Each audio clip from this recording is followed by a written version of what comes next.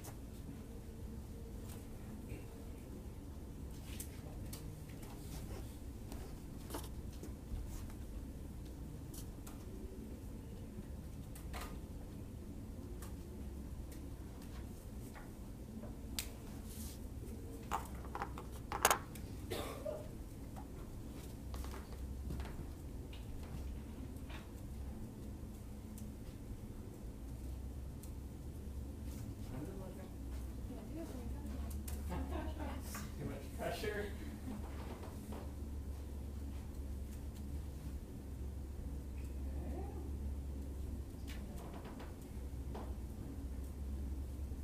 Okay. So after you get a timeline together, then you want to start thinking about the present value. Problem. Some of you got that. See, others are pretty lost. All right, so let's kind of talk it up together here from where you're at. And I at least had a chance to kind of try to nibble off, see how much you think you know and how much you really know. So what is the present value formula? Present value, future value, that whole concept. Kind of the most fundamental formula in finance. Who's got that down for me? Just kind of generically, it's kind of outside of this problem per se, it's kind of in general. Who remembers what that is? I think I saw it in some of your papers, so be brave. Be proud if you got it. I think some of you had it right on your papers.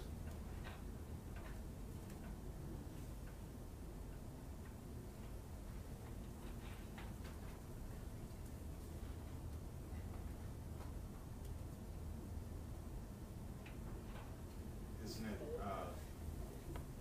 present value equals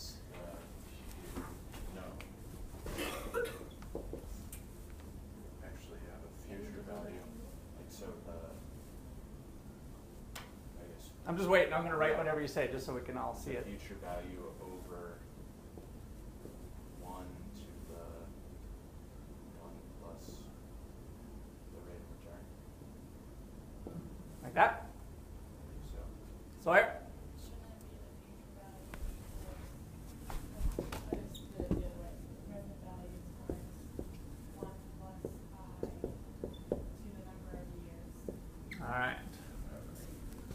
And then that gets you close to what Michael was saying. So let me give you two both extra credit for the wrong answer and the right answer. For breaking the ice, being the icebreakers. I love participation, even if it's not totally correct. Let's see, Michael Sawyer. Okay, so if we do this to Michael's, we've got the same thing, right? Okay, so you need to have this one absolutely burned in your heads. I don't think any, and some of you aren't business majors, but for sure business majors should leave this institution knowing that formula. That's like the most important formula of finance, in my opinion. And we didn't explicitly talk about it last time, so that's why I wanted to start today off with this one. So to put it in a context, hopefully that we can all appreciate, if we put that old $100 into a bank account at 6% interest, what do we have a year from now? $100 at 6% interest, annual compounding, 106, right? We just kind of know that in our gut. But if we play this out here, how did we actually do that? We took 100 times 0.06, and then we added the 100 back to it, right? So we took 6% of 100, $6, $6 plus 100 equals 106. And then now we start to see the playing into this formula with the 1 plus I business, right? We factor out that common number, 100 equals 1 plus I, and we're right back to where we started. If I take that $106 and I get another 6%, letting it ride, what do I have next year? This one might require a calculator. So if I let the $106 ride another year, 112 what? 112.36. Okay, good. So if I take next year, that future value of 106, which is now our present value, and let it ride one more year, I'm doing the same thing. 1 plus the 0.06 equals 112.36. Okay, so 106 times 1.06 give us the 112.36. All right, so what our formula then with this little power thing that ends up being the somewhat mysterious part of this formula kind of jumps right out at us, hopefully, as we look at this and see that this sucker right here is really that. So let's substitute it in there. 100 times, I'm going to change this here a little bit, plus the 0.06, 1 plus the 0.06, times this sucker, 1 plus the 0.06 equals 112.36. What can I do with this? Square it. And so that's where that whole squaring business comes from, is that we get 100 times 1 plus 0.06 squared equals our 112.36. Or this is the future value equals 1 plus the interest rate raised to the second power, which in this case now is n. So I'm going to let my money ride for 2 years times the present value, which is precisely what we have here and here. Okay? So it's not too mysterious when we put some simple numbers to it. So you got to have it burned in your head, but I'd like to think that at any point in your life when you forgot the formula, you might be able to pull this out of your back pocket and say, just let it ride a couple of years. You're like, oh yeah, that's how that works, right? Not a big deal. But a lot of complex formulas are then birthed out of this formula. And that kind of brings us to maybe a little bit more challenging problem here. So my suggestion last week was to always start off with the 3 phases of an investment. The initial investment, $1,000 in time period 0. What goes on in the middle, the operating flows, and what goes on at the end. This is the setup of the bond, the way I have it presented here. what is the rate of return of the 10-year bond as it stands without this little section that I added? 8%. Okay, so this problem, if we were to solve it out, has an 8% rate of return. So it's the interest-only loan part where we're getting 8% each time. If I take the interest rate here equal to the coupon payment divided by the price of the bond, I paid $1,000, I let it ride the whole time. I've got 80 over the 1,000, giving me 0.08. Multiply that times 1,000, I get my 8%. Or multiply times 100, sorry. And I get my interest rate of 8%. All right, everybody comfortable with that? Are we sure? Remember, there's a couple little twists here. Is that since we're in the bond market, it's called a coupon payment. So we're just putting a different thing. But this would be also called the coupon yield or the current yield, stating it this way. Now, if we sell the bond after 3 years for $11.80, that changes the dynamic here. So now we're at 1,000. We collect 80, we collect 80, we collect the final 80, and we sell it for $11.80. And then the deal is done. That's our new deal, given these two parts the way I have it. My first question is, how the heck did this bond sell for more in 3 years than what was planned over the 10-year period? What would cause it to sell for more? It's a little bit deeper question, but it hits right at the heart of what the market is going to be looking at in this chapter and future chapters. Michael?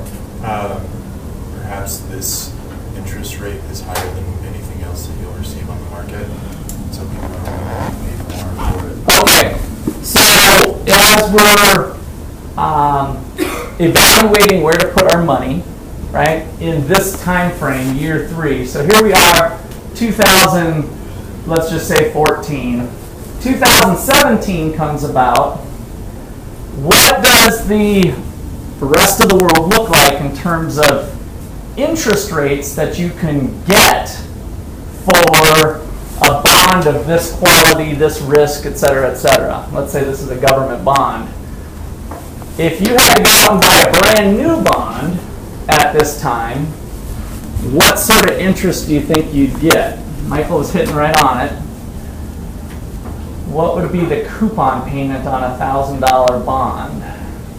More than 80 or less than 80? More or less? I hear a couple mores or less. Let's think about it for a second. If you could buy at this point, let me think of two options here. In year 3, I'm out $1,000 and I buy a 7-year bond, right? So that at the end I get $1,000 back plus some coupon amount, which is the coupon amount that I'm going to get the whole time. Is that rate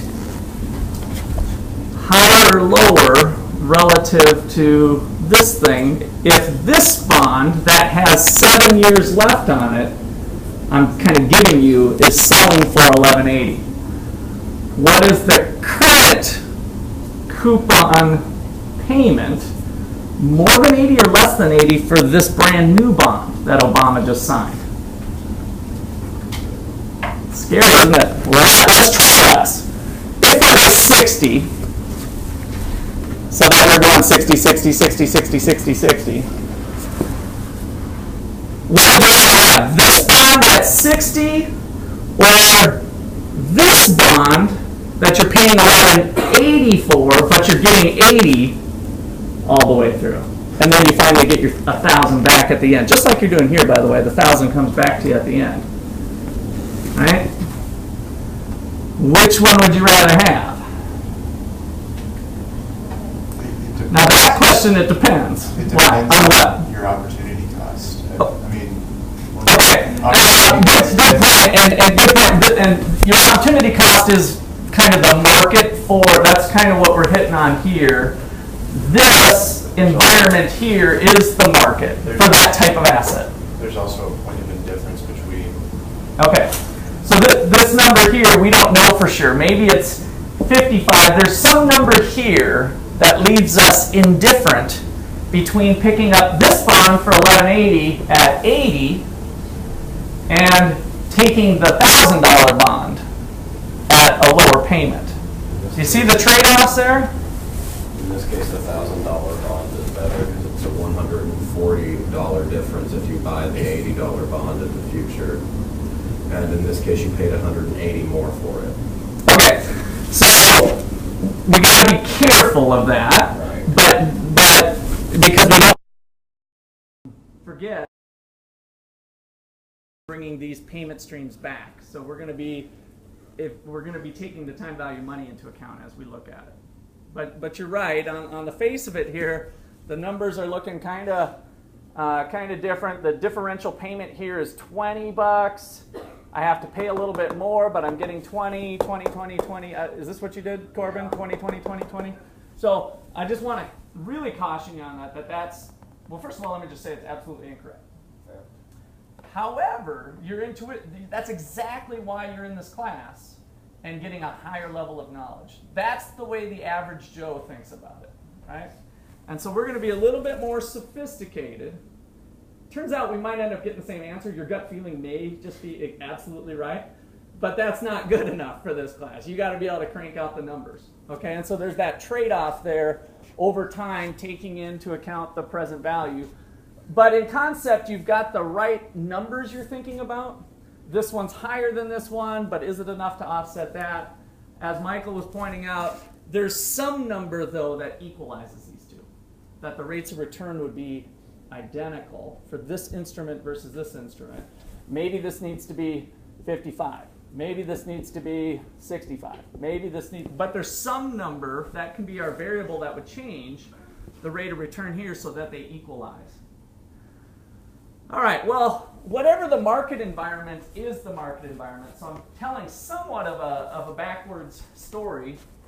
The current environment for a similar risk bond, if it is 60, is going to then determine what the value of this existing asset is. So it's actually going to be induced the other way. In other words, the government is saying, hey, I'll give you one of these exact same deals. Obama's name is good. It's going to pay out at the end. No difference in risk, right? This is what I'm offering the general public today on that instrument. You, on the other hand, 3 years ago, when the economic environment was much different, bought a similar instrument, but at that time it was paying 8%. So if interest rates now are lower, does that put a premium or a discount on your asset you're holding? It puts a premium. And that's what we got here. So we're doing everything in the right direction. People are going to be willing to pay more for this existing asset since the government has guaranteed to pay 80 all the way through. And so that's why we're able to sell it today in year 3 at a premium. If interest rates would have been such that this bond was paying 160, maybe the government continues to be now a riskier type environment and they're having to pay higher and higher interest rates to be able to borrow as much debt as they are. That might be telling more of a more likely story in today's environment, right? So now the government's paying 160. Are they going to buy your bond here where it's only paying 80? No. You can still sell it though, but you're going to have to equalize the difference by selling this at a discount. So your $1,000 bond may have to be dumped for $600, right? There is a number. The price of your bond is going to fluctuate according to the market interest in any given time period. And that tees up the bond market that we're going to spend really all of Chapter 5 looking at. But we have to have a really good understanding of the relationship of the time to maturity, the yields, the coupon payments. We have to really understand this financial instrument to have a good appreciation of that going in. All right, so we have learned a couple things here. As interest rates go up, what happens to the price of bonds? The price of existing bonds like this one. As the interest rate goes up in the environment, in the economy, as interest rates go up, what happens to the prices of existing bonds? They go down. Good. That is one of the most important relationships of the bond market. The inverse relationship between price and interest rates. As interest rates go up, the price of bonds go down. As the price of bonds goes up, the interest rates fall. In fact, it has to hold because of this formula. The present value of that bond is the price of the bond. Whatever it's worth at a given time frame, whether it's year 9, year 4, whatever, it's the present value of the future flows. And as the interest rates climb, the denominator, putting on our equation goggles, the denominator here is getting bigger or smaller, the denominator. Bigger. If the denominator, the downstairs thing, is getting bigger, what's happening to the overall expression? It's getting smaller. There's the inverse relationship between the price of the bonds and the interest rates. It's all built into how it all works. So it's not a like sometimes it happens and sometimes it doesn't type of thing. By definition, that's the way it works. The inverse relationship between prices and interest rates. Okay, let me pause there. I'm starting to get excited, and I know that means I need to slow down a little bit and see if there's questions.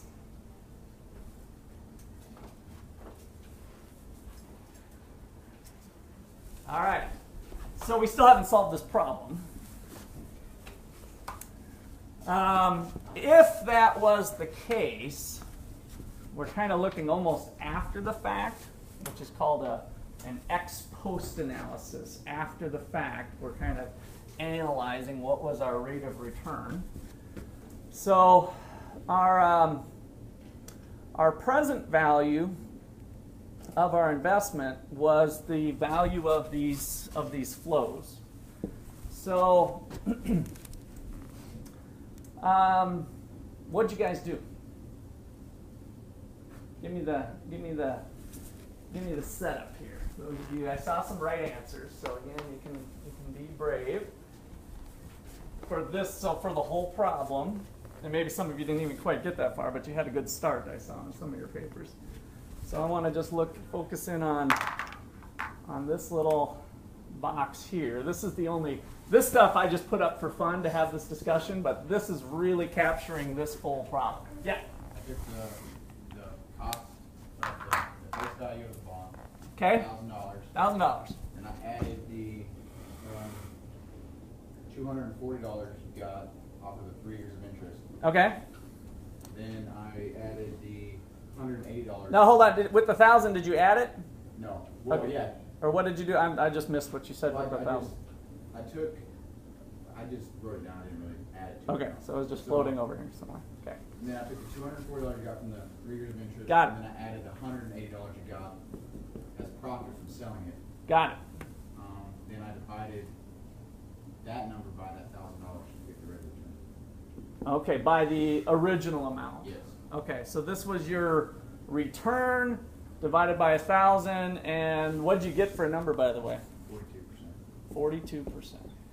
But that's from the initial date for that time period, that 3 years. Right, that's what he did. He said he added up the 80s. So, once again, give me your name again. Chris is wrong, but he gets an extra credit point. Thank you, Chris.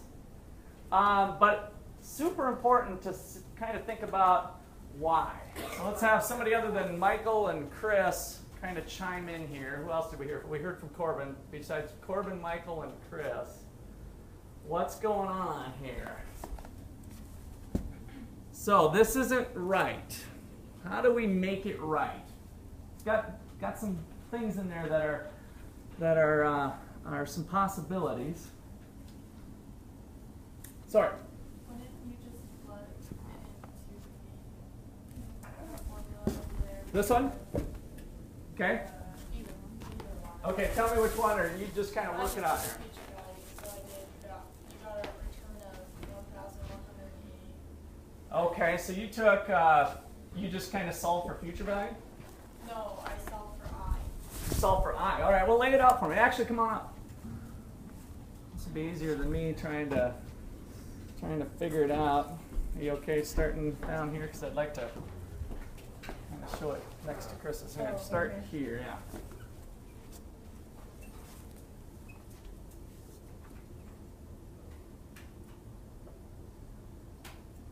Oh, sorry.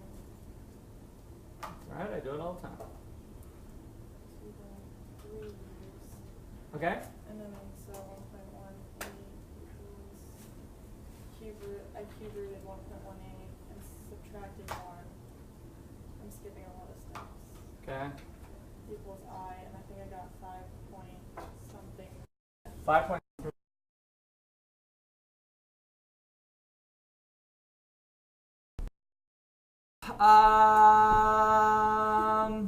Okay. 6.7.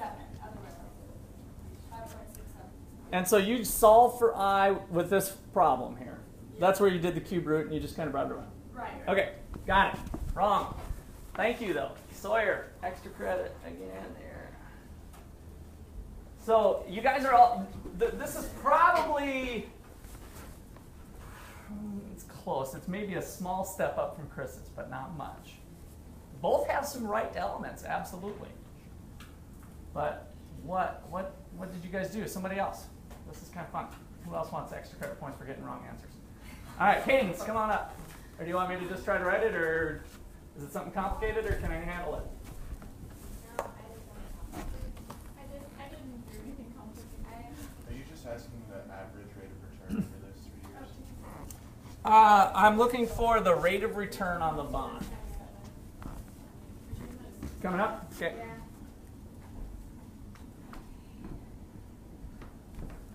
I was trying to relate it to financial math. So I said Okay. 1,000 equal to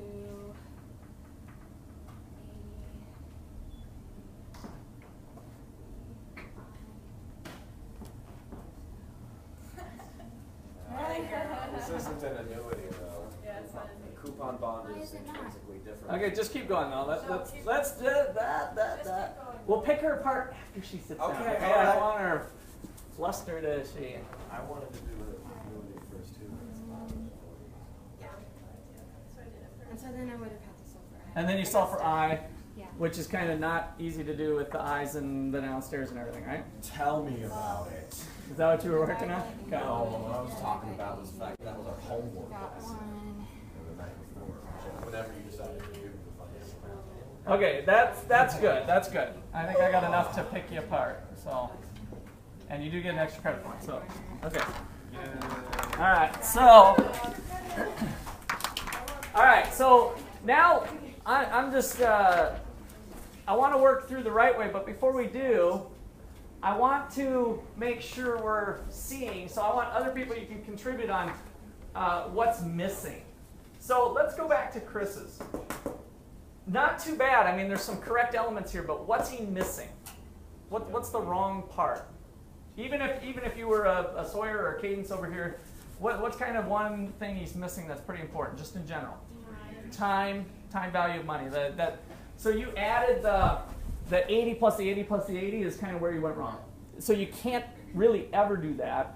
And the logic behind it is to think, what would you rather have, $80 a year from now or $80 2 years from now? You know, what would you rather have? Would you rather have $80 a year from now or $80 2 years from now? What's more valuable to you? A year from now, right? The sooner the better. And so this 80 looks like it's identical to this 80, but it's actually not. It's completely different. So that time value, that's why it's the time value of money, is that it changes even though it looks identical, like these two are brothers or identical twins. They're not identical twins. They're not even fraternal twins. They're actually a brother and a sister, or a brother and a brother that were born in different years. It's like one was born in 2014, one was born in 2015. Completely different. Related maybe, but not twins. I'm going off that. That's because it's kind of 8%, right? So it's kind of That's where the 80 was coming from.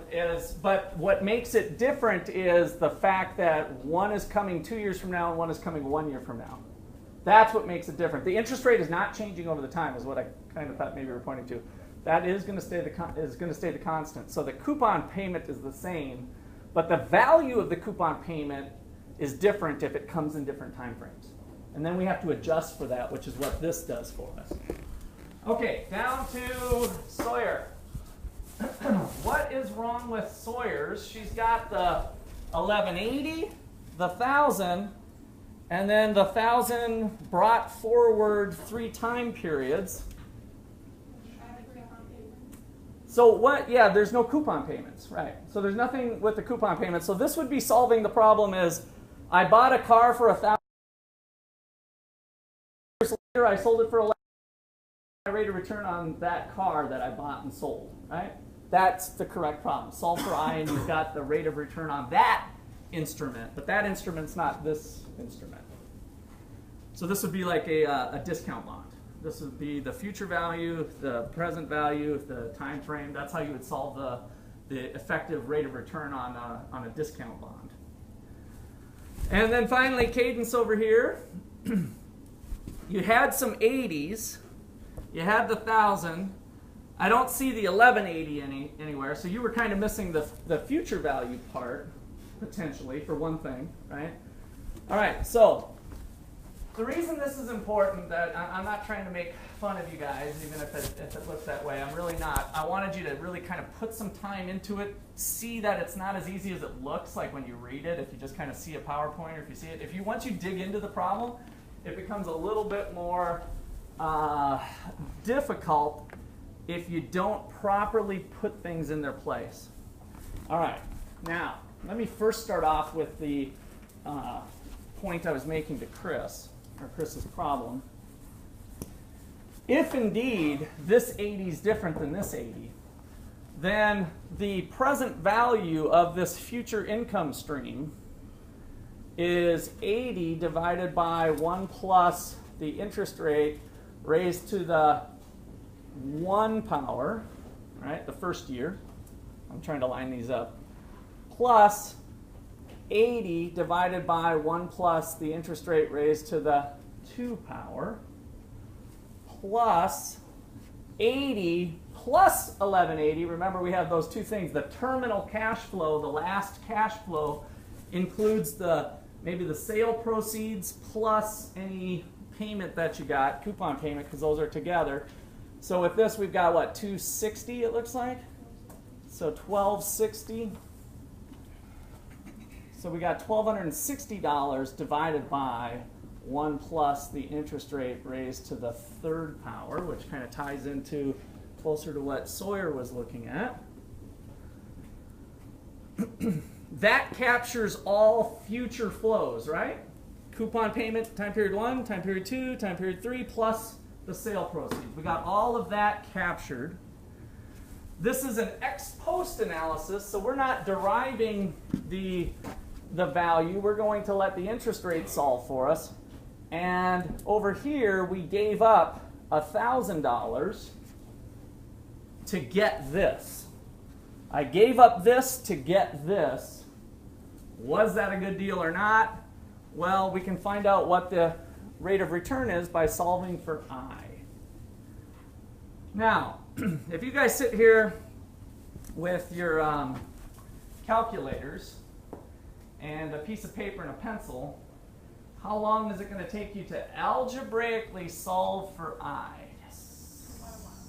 Quite a while. How long of a while? Forever, basically. You'll never get it. So that's one of the points I wanted to raise by kind of doing this, is that you can't solve for I. You can't like put, okay, you guys know how algebra works, just put the little I over here and put all the other junk over here and that's your answer. You can't do it because of the cubed and the squared. Those don't mix and match very nicely. So there are your little business calculator. Your little business calculator has an algorithm in it that does trial and error. And so you could sit here with your calculator and do trial and error. And probably in 10 minutes or so, you might, maybe not even 10 minutes, you could probably get pretty close to the answer, but it would suck. And you'd be kind of burning up the calculator. And it's even worse if we were to do the whole 10-year period or 7-year bond. Every single time period has to be treated independently, and you're solving for I. So, those of you who know how to do that, what did you get? Does anybody know how to do it? I hope you do, because I didn't do this one ahead of time. I just made up these numbers out of this problem. What'd you get? And I have extra credit for reading out. No, not this time, but maybe next time. Because I know you're not alone. And I know you're not alone in that, so that's all right. Rachel, do you know how to figure this one out?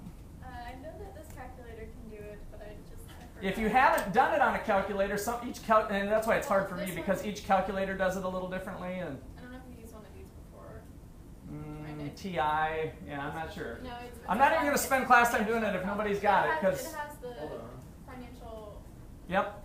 So basically what you're plugging in is present value, or today's value is 1,000, and then you plug in, you have to actually do each one because of this. You have to do this separately. It'd be ugly. It's a lot easier on Excel. So that brings me to my next point here. If you plug this into an Excel spreadsheet, and this is your timeline, in this cell you put -1,000, this cell you put 80, this cell you put 80, this cell you put 1260, and then you calculate the internal rate of return. I haven't mentioned that word yet, because in this class we talk about yields to maturity when we look at longer picture and bonds. But what we're doing here is calculating the interest rate that solves this problem, and that's called the internal rate of return. All right, so let me put on here, need Excel or business calculator, or a lot of time on your hands. Did you solve it? 0.1326 something. You got, what'd you get, Michael? It's like 0.1326 between. Which is probably 13%. Yeah. I'd expect it would be 13. Okay, so 13.26% according to Michael. I really don't have this. Whoops, AL. AEL? I do that a lot. Like that, Michael? AE? Yeah. Okay.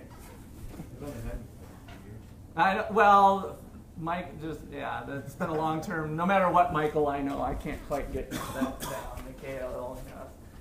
All right.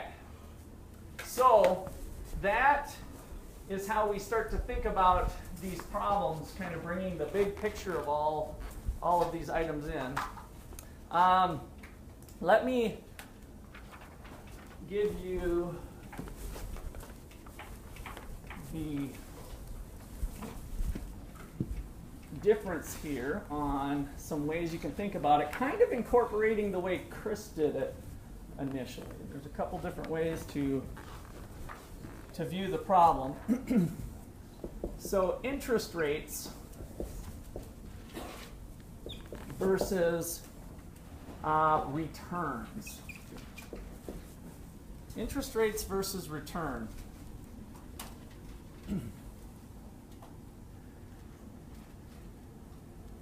So if we look at the return, RET, it comes to us in two forms. On a 1-year bond, we have a coupon payment over the price of the bond, which is, I'm kind of using the textbook notation now, but that's what we did with the $80 over the $1,000 price, right? And then we've got the possibility of a capital gain, where the price of the bond in T+1 minus the value of the bond originally in T, time period T, all divided by the price of the bond in time period T, new number minus old number divided by the old number, right? So this is similar to what Chris put up with dividing by the price. So you are onto something there. That equals your return, where you're combining both rates. So if we had an 8% rate here, plus we had 1,180 here on the back end. Now this is over one time period, bear in mind. But we'd have 11.8% return. So RET equals the return from holding the bond 1 year, or one time frame, T to T plus 1. PT is the price in time T. That'll be our variable. We'll kind of use that notation, so start to get used to it. PT plus 1 is the price in time T plus 1. So if we're 2014, 2014 plus 1 is 2015. C is the coupon payment, which we did before. C over P has a new meaning for us, and that is the current yield. We'll hear that terminology again. The current yield, which is I subscript C. So again, we're breaking apart this into two pieces. That called the current yield is that particular payment. Remember, that's not going to be your final return, but it is the current yield.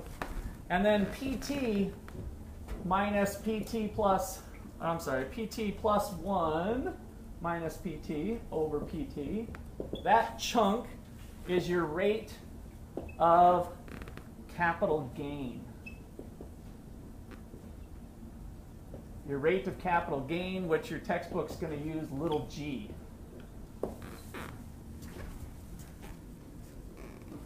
So, a little pretty, take your current yield plus your capital gain. I plus G gives you your total return on the bond. All right, we will wrap it up there today.